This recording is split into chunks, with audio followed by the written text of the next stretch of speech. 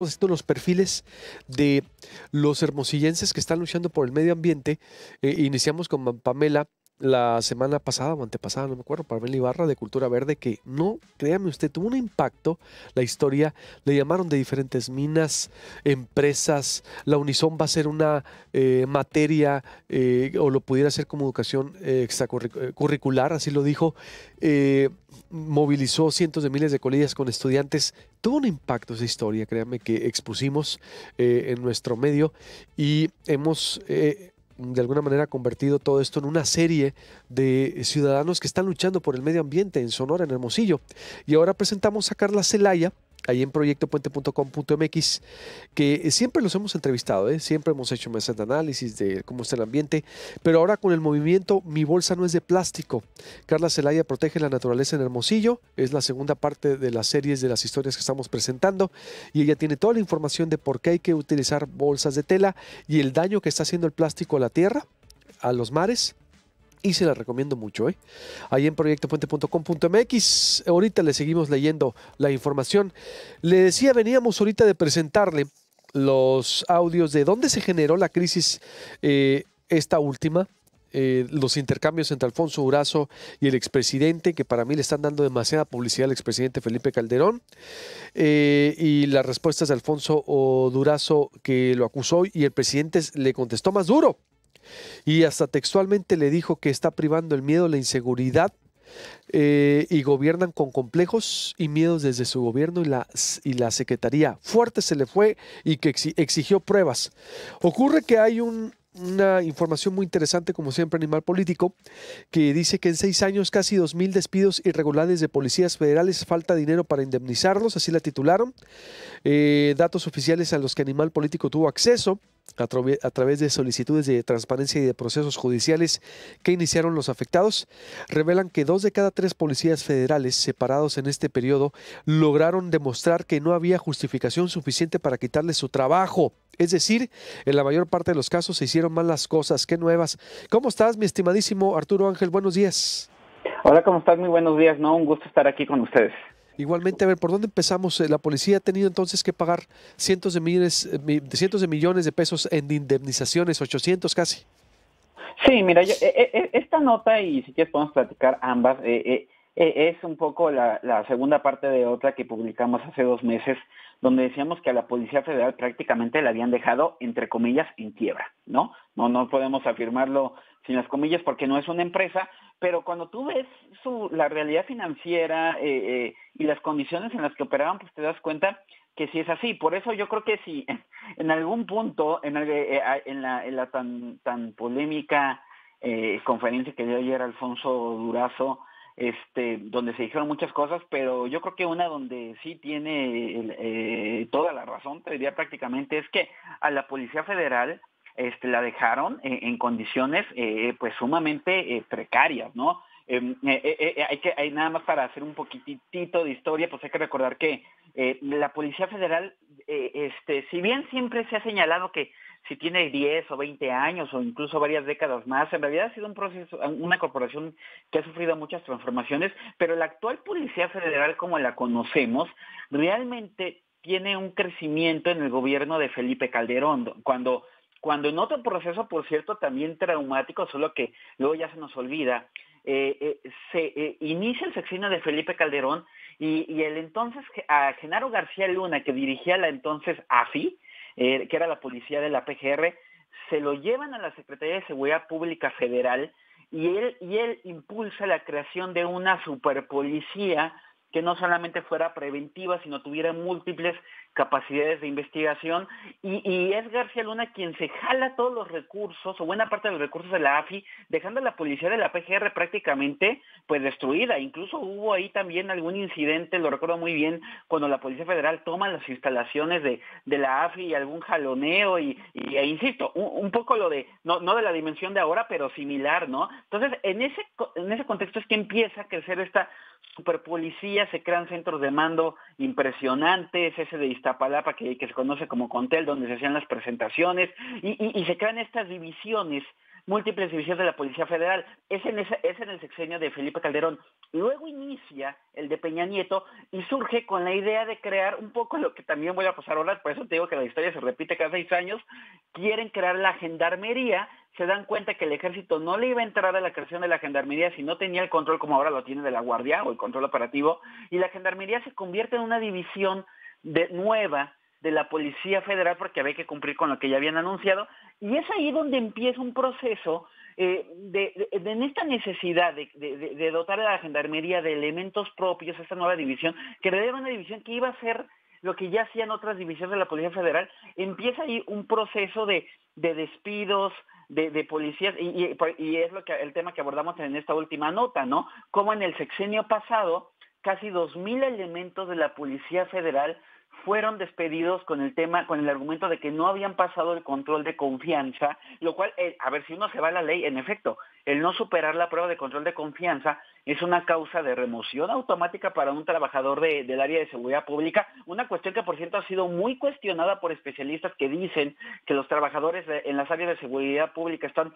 muy desprotegidos porque en cualquier momento con este argumento te pueden dar una patada y además no puedes conseguir trabajo en ningún otro lado, y si demuestras que tienes la razón y que fue injusto, no te pueden restituir, en todo caso te indemnizan y ya, que es lo que ha pasado en estos casos. Pero bueno, la vía era legal. Lo que pasó es que en este afán de liberar plazas en la Policía Federal para llevarlos a la gendarmería, empezaron a aplicarse así como en serie un montón de procesos de control de confianza, y les decían, no, pues no pasaste el polígrafo, pues baja automática. El policía iba, pero no le enseñaban nada más, no estaba bien integrado, era un proceso totalmente apresurado. Iban con el juez al Tribunal de Justicia Administrativa y le decían, oigan, pues me dijeron que yo no pasé el polígrafo, pero no hay más que me dijeron y ya ni ningún otro sustento. Y en algunos casos incluso empezaron a correr policías con el argumento de que en las pruebas que les habían hecho con más de 2 años de antigüedad no lo habían pasado,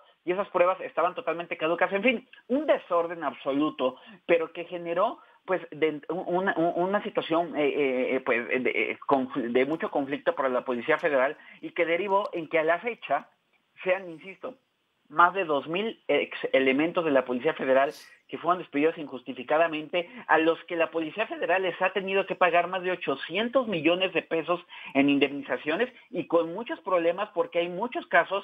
Nosotros hablábamos con una abogada que ha llevado varios de estos casos, no les paga a tiempo, porque los jueces les dan 4 meses para indemnizar al policía, pero luego los indemnizaban a medias porque solo les pagaban los salarios caídos, pero sin tomar en cuenta las prestaciones que tampoco les daban. Entonces el policía, como no le pagaban a tiempo su indemnización, pues metía otro recurso, y entonces a eso se sumaba un pago por daños y perjuicios. En fin, se fue creando una deuda que también hasta la fecha ha sido muy difícil de costear por la Policía Federal, y hasta el momento sigue debiendo dinero de eso. Y a eso súmale que la Policía Federal en general tiene más de 2,500 millones de pesos en deudas por múltiples conceptos que tampoco ha podido cubrir hasta la fecha, y que vienen a confirmar algo que ya sabíamos, porque digo, solamente hay que irnos a notas de los años pasados para darnos cuenta cómo allá había quejas de hoteleros que no les pagaban la Policía Federal a todos los elementos que ya los tenían alojados ahí por 2 meses, había denuncias de policías que decían que los tenían durmiendo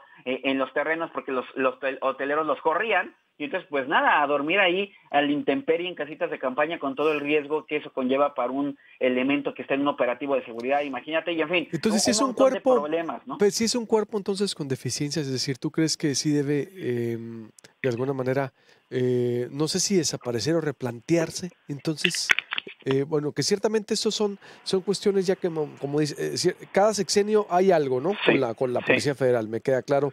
Y sí fue como la insignia o el cuerpo insignia de Calderón. Pero ¿tú crees que da para toda esta crisis que estamos viviendo?